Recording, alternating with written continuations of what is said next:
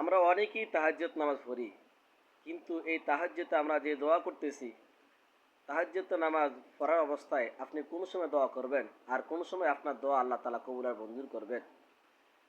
আমরা অনেকেই এই তাহাজ্জুদ নামাজের ফজিলত জানি বিদায় এই রমজান মাসের উপলক্ষে করে অনেকেই সেহরির সময় ওঠে, অনেকেই আল্লাহ তাআলা কুদরতি পায়ে সিজদা দিয়া আল্লাহ তাআলার কাছে কান্নাকাটি করেন। কিন্তু আপনি কোন সময় আল্লাহ তাআলার কাছে দোয়া করবেন, কোন সময় আপনার দোয়া কবুল করবেন, এটা আমরা অনেকেই জানি না। এই জন্য যে ব্যক্তি তাহাজ্জুদ নামাজ পড়ে, আল্লাহ তাআলা নিজের পবিত্র কোরআনই আল্লাহ তাআলা বলেন, যে ব্যক্তি তাহাজ্জুদ নামাজ পড়বে, আল্লাহ তাআলার তাহাজ্জুদ নামাজ পড়লে আল্লাহ তাআলা আপনার শান ও শওকত, আপনার সম্মান বৃদ্ধি করে দিবেন। শুধু তাই নয়, যে ব্যক্তি তাহাজ্জুদ নামাজ পড়বে সেই ব্যক্তি আল্লাহ তাআলার কাছে অত্যন্ত প্রিয় ব্যক্তি হয়ে যান।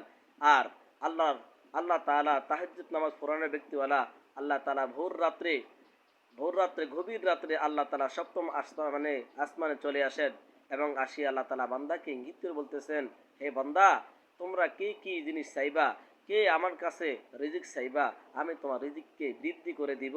কে অসুস্থ রয়েছ, আমার কাছে সুস্থতার জন্য চাও, আমি তোমাকে সুস্থ করে দিব।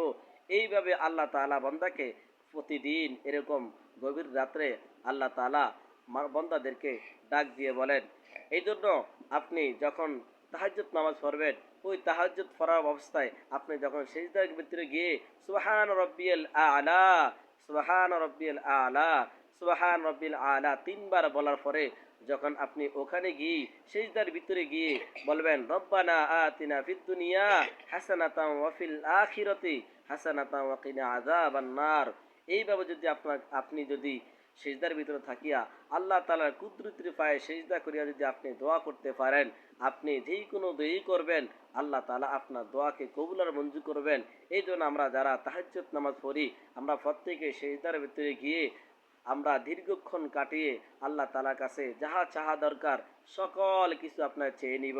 আল্লাহ তাআলা প্রত্যেককে এই আমলটার উপর প্রত্যেককে আমল করার তৌফিক দান করুক। ওয়া আখিরি দাওয়ানা আলহামদুলিল্লাহি রাব্বিল আলামিন।